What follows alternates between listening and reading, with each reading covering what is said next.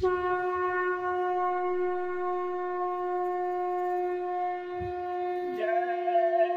गुरुदेव। जय गुरुदेव।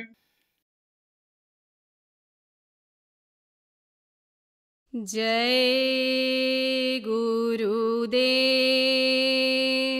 जय गुरुदेव। खलक सब रहने का सपना, समझ मन कोई नहीं अपना। खलक सब रहने का सपना, समझ मन कोई नहीं अपना। जटिल है जगत की धारा, बहा सब जात संसारा। जटिल है जगत की धारा, बहा सब जात संसारा। घड़ा जस नीर का फूटा, पात्र ज्यों द्वार से टूटा। घड़ा जस नीर का फूटा, पात्र ज्यों द्वार से टूटा। खलक सब रहने का सपना, समझ मन कोई नहीं अपना। खलक सब रहने का सपना, समझ मन कोई नहीं अपना। ऐसी जात नर जिंदगानी, अजहूँ तो चेत अभिमानी। ऐसी जात नर जिंदगानी, अजहूँ तो चेत अभिमानी। भूलो मति देखी तन गोरा, जगत में जीवना थोरा। भूलो मति देखी तनु गोरा, जगत में जीवना थोरा। खलक सब रहने का सपना, समझ मन कोई नहीं अपना।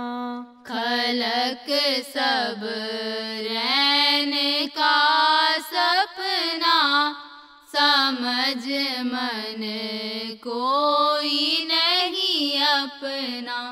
सजन परिवार सुत दारा, सभी एक रोज हो न्यारा। सजन परिवार सुत दारा, सभी एक रोज हो न्यारा। निकस जब प्राण जावेगा, नहीं कोई काम आवेगा। निकस जब प्राण जावेगा, नहीं कोई काम आवेगा। खलक सब रहने का सपना, समझ मन कोई नहीं अपना।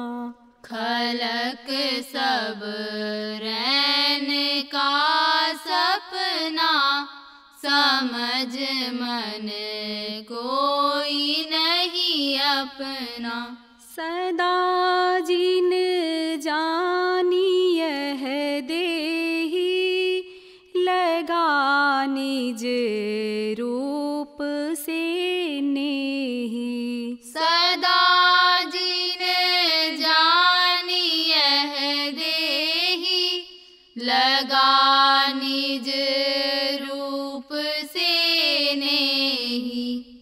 कटे यम जाल की फांसी, कहे जय गुरुदेव अविनाशी। कटे यम जाल की फांसी, कहे जय गुरुदेव अविनाशी।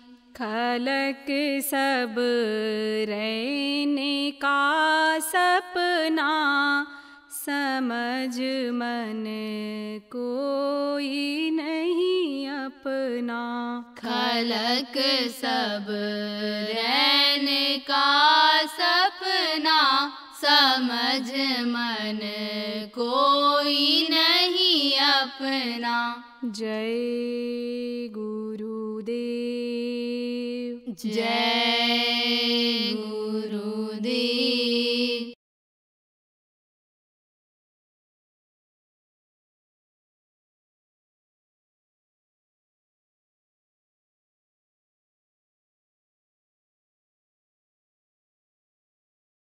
देखो प्रेमियों, ये जो साधना कराई गई, ये जो सुमिरन ध्यान भजन कराया गया, ये कोई नया नहीं है, ये सनातन है। सनातन किसको कहते हैं? जहाँ से शुरुआत हुई है। किसकी शुरुआत हुई है? विकास की शुरुआत हुई। विकास किसको कहते हैं? बढ़ोतरी को। तो बढ़ोतरी हर चीज की कहाँ से शुरू हुई है? सतयुग युग से। जब इधर सृष्टि का निर्माण हुआ, तब उस वक्त पर कौन सा युग था? सतयुग था। सतयुग में ज्यादातर लोग ध्यान लगाते थे, भजन करते। भजन तो बाद में करने लगे, लेकिन ध्यान लगाते थे। देखो प्रेमियों, माँ के पेट में जब बच्चा रहता है, तब वो ध्यान ही लगाता है। और जब ध्यान लगाता है और रूप को देखता है, तो रूप और आवाज ये सब शब्द से आती है, और शब्द ही में प्रकाश है। शब्द में ही सब कुछ समाया हुआ है। तब वो आवाज भी बच्चे को सुनाई पड़ जाती है माँ के पेट में। तो ध्यान बच्चा बराबर लगाए रहता है। किसका ध्यान लगाए रहता है? पिता का ध्यान लगाए रहता है, परमेश्वर का ध्यान लगाए रहता है, बराबर ध्यान लगाए रहता है। क्योंकि उसको भान ज्ञान रहता है कि हमारे पिता और हैं और हम काल के वश में आ गए हैं।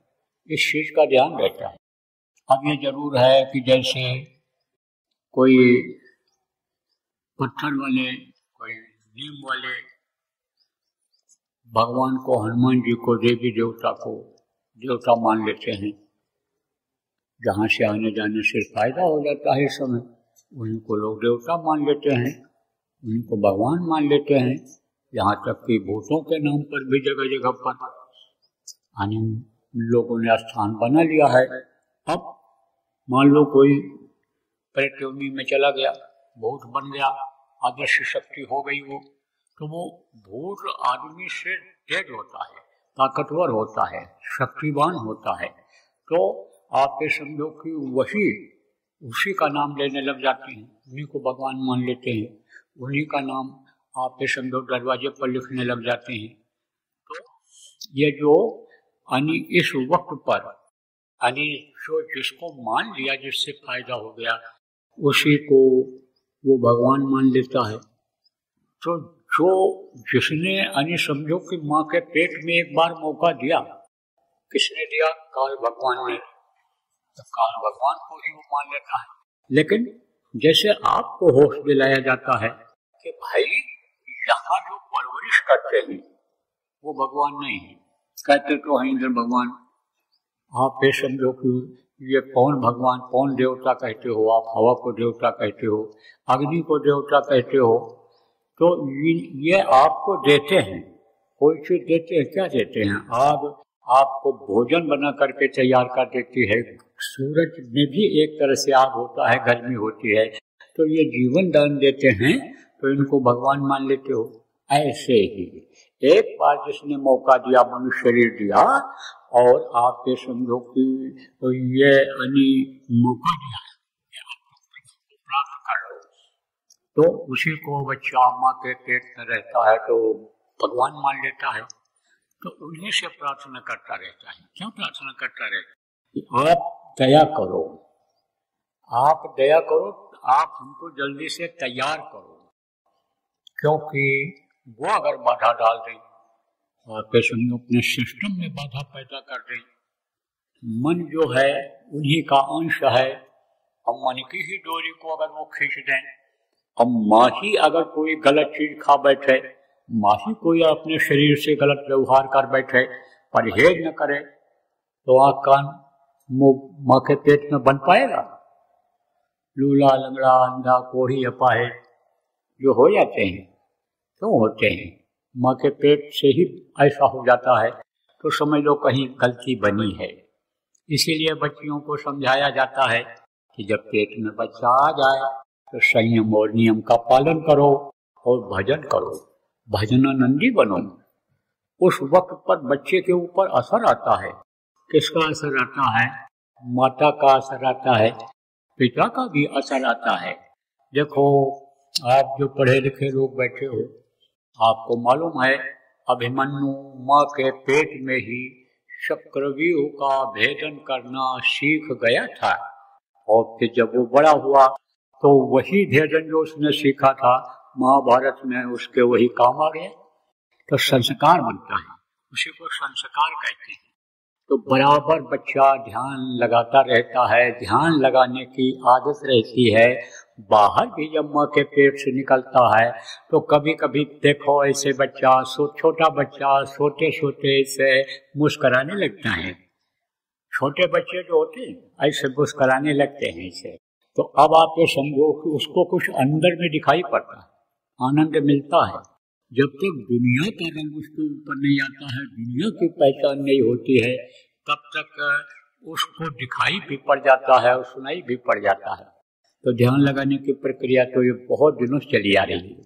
शुरुआत इसकी कहाँ से हुई है? वहीं जैसे बताया माँ के पेट से हुई है। और मनुष्य आप समझो कि सतयुग में भी रहते थे। अब ये जरूर है कि उनका डील डोल कद जिसको कहते हो लंबा होता था, मजबूत होते थे, वो आत्मबली होते थे। आत्मबली किसको कहते हैं? कहते हैं कि इनकी आत्मा बलवान है। इनका देखो ये जो सोचते हैं वो उसको कर डालते हैं, वो समझो कि ऐसा यानी समझो कि करना ही करना उनको होता है। तो इस तरह से आत्मबल जिसका रहता है, इसीलिए तो कहा जाता है हिम्मत करो, आत्मबली बनो। मन के हारे हार है, मन के जीते जीत। पार ब्रह्म को पाइए मन ही के प्रति।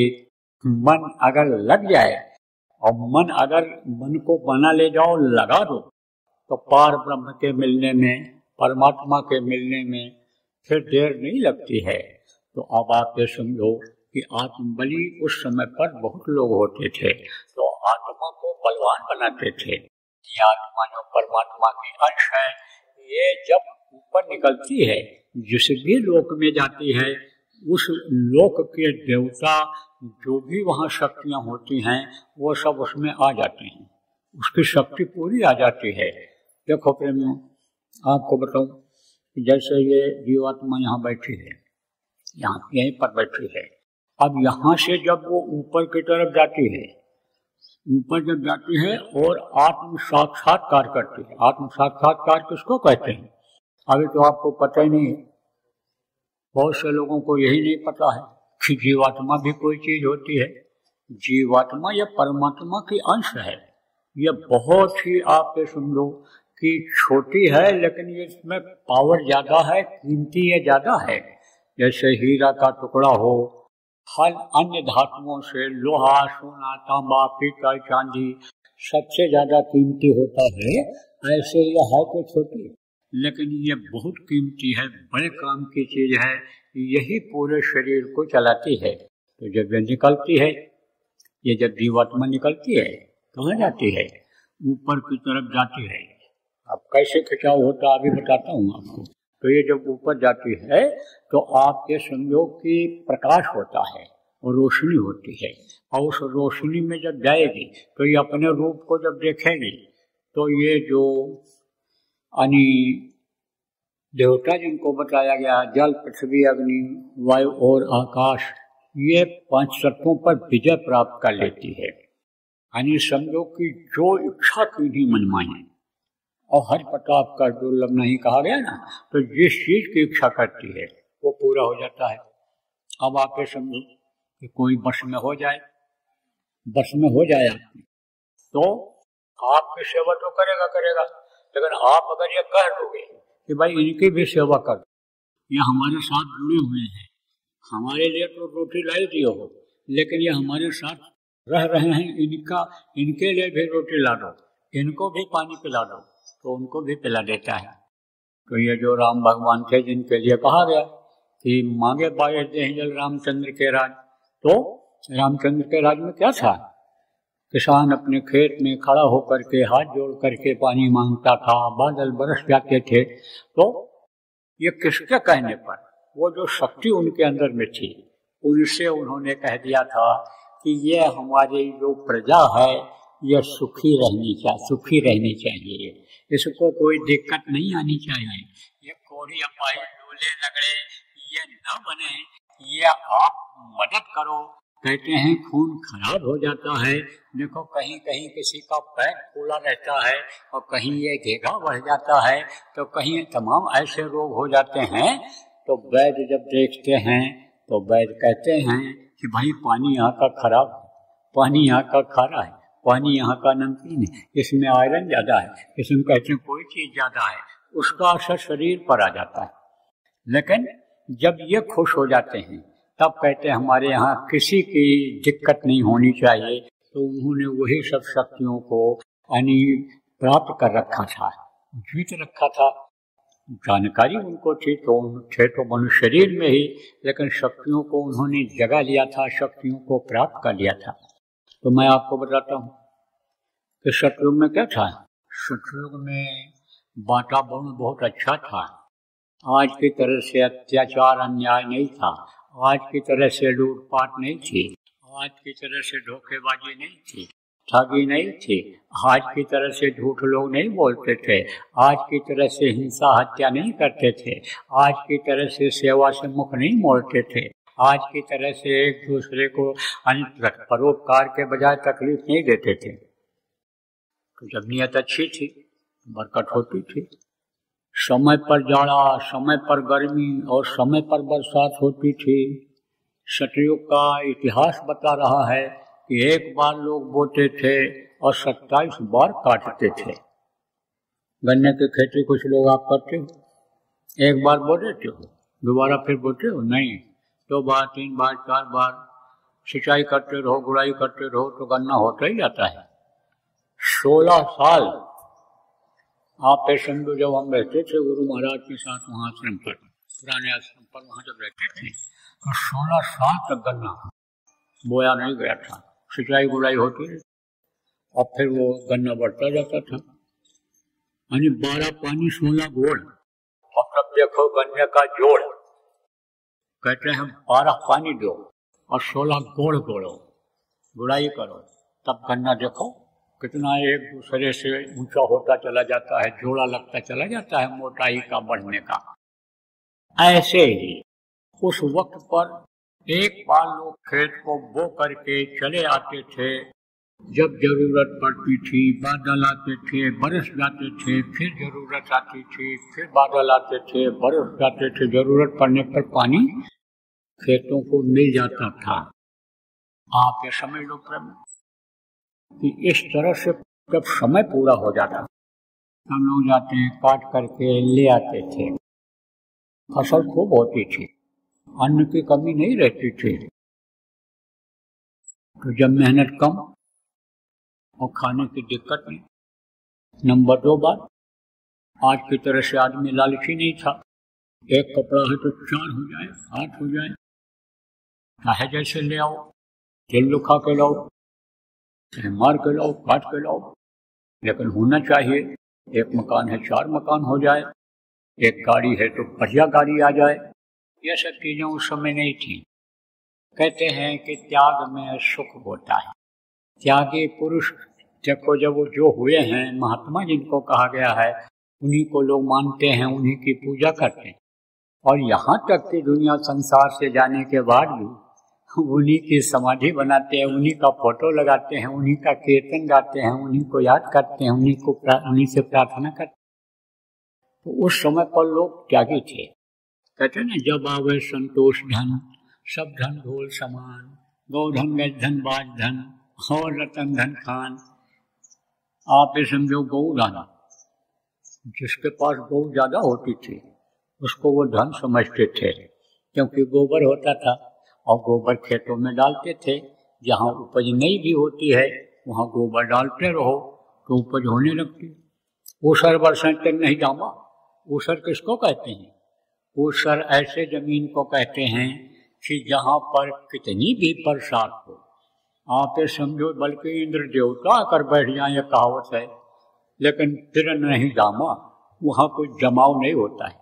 लेकिन गोबर फेंकते फेंकते उस जमीन को भी लोग उपजाऊ बना लेते हैं। तो आप समझ लो कि गौधन, गौ जिसके पास होती थी उसको वो बहुत बड़ा धन मानते थे।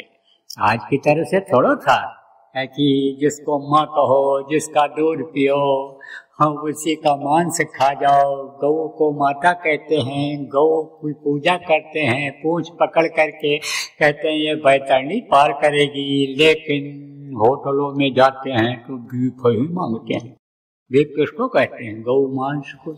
अच्छे लोग, अच्छे किसको कहते हो आप? अरे बड़े धार्मिक हैं, खूब बढ़िया भाषण देते हैं, लेकिन जाते हैं वहाँ तो उसका नाम अलग रखते हैं।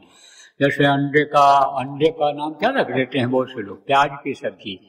ऐसे ही मांग करके उसको खाते। सोचो आप क्या हाल होगा, सोचो क्या हाल होगा, बहुत बड़ी सजा मिलेगी। तो आपको समझ लो प्रेम,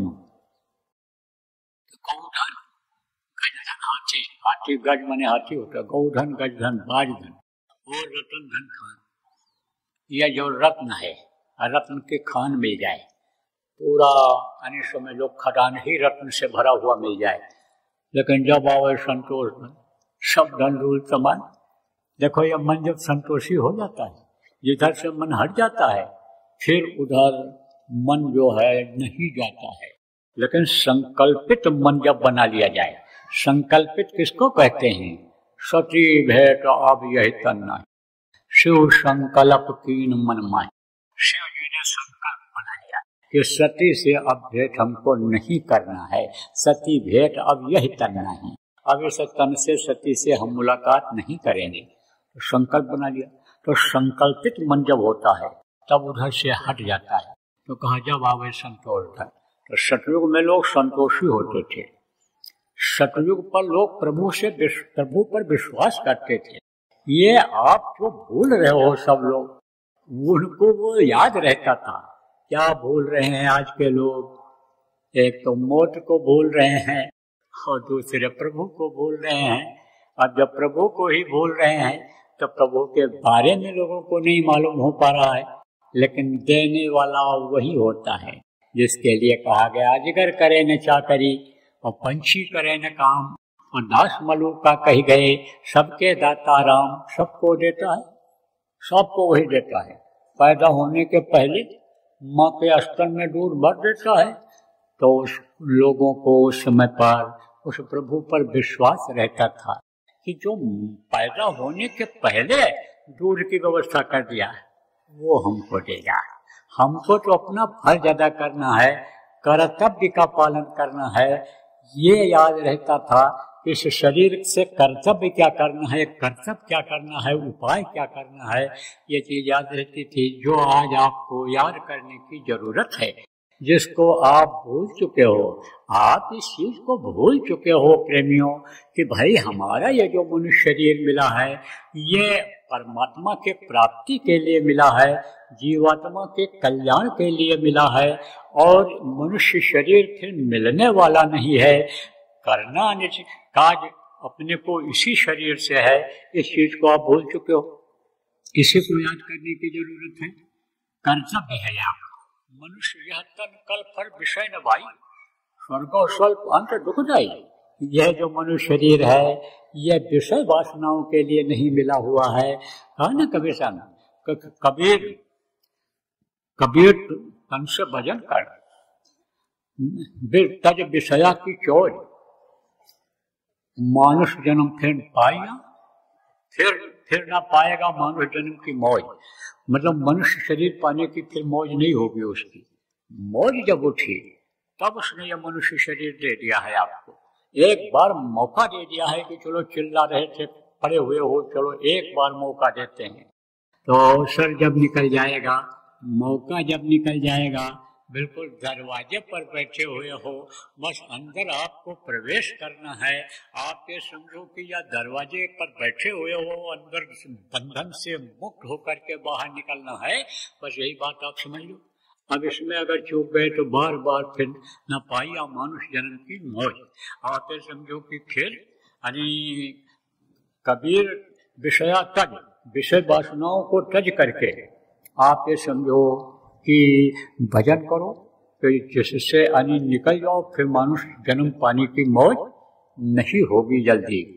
तो ये चीज बोल जाते हो, इसको याद रखने की जरूरत है। उस समय लोग याद रखते थे जब सतयुग था, लेकिन अब परिवर्तनशील ये दुनिया है, संसार है, यहाँ बदलाव होता रहता है।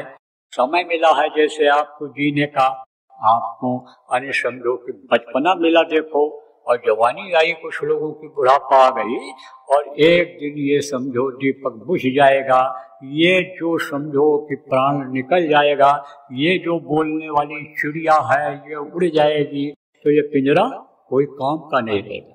तो मनुष्य शरीर रूपी पिंजरा कोई काम का नहीं रहेगा। तो आप ये समझो कि बदला समय, जैसे यह समय मिला है आपको, ऐसे समय बदला और जैसे आपकी है ऐसे ही युगों की उम्र है। सतयुग की उम्र है, आप ये समझो 17,28,000 वर्ष सतयुग की उम्र वो निकल गई। अब आपका आ गया त्रेता, 12,098 वर्ष ये रहा। तो त्रेता में क्या हुआ? त्रेता में गंदगी आई, मलिनता आई। उस समय पर लोगों के ध्यान लगाने में दिक्कत आई, आगे तरक्की नहीं हो पाई। तो जो लोग ध्यान लगाए थे और उन्होंने जो बताया था, वो जो प्रेमियों ने उनके लिख दिया था, वो उनको मिल गया।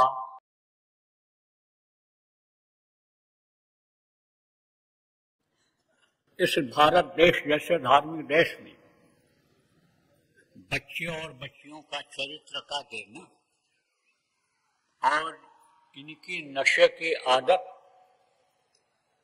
से क्या संकेत मिलता है कि देश का भविष्य अच्छा नहीं रहेगा। देखो, इस वक्त पर किसी का बच्चा कब बिगड़ जाए, कब नशेबाज हो जाए, कब बच्चा बच्ची चरित्रहीन हो जाए, कुछ नहीं कहा जा सकता है, क्योंकि ये जाल बढ़ता हुआ चला जा रहा है। भारतीय संस्कृति को ही लोग खत्म कर देने में लगे हुए हैं, और जो लोग इसको बचाने में लगे हैं उन्हीं के बच्चे, वही लोग इसमें इन्वॉल्व हैं। तो आप ये सोचो कि क्या होगा इनका बच्चों का। इसलिए आप समझो कि अब अपने स्तर से शुरू करो। लड़का हो चाहे लड़की हो, उसका ध्यान रखो, उसको समझाओ, बताओ। न समझ में आता हो, सत्संगों में लाओ, साप्ताहिक सत्संगों में ले जाओ, प्रचार प्रसार में ले जाओ। जैसा साथ पड़ेगा उसी हिसाब से उसमें परिवर्तन आएगा। जय गुरुदेव।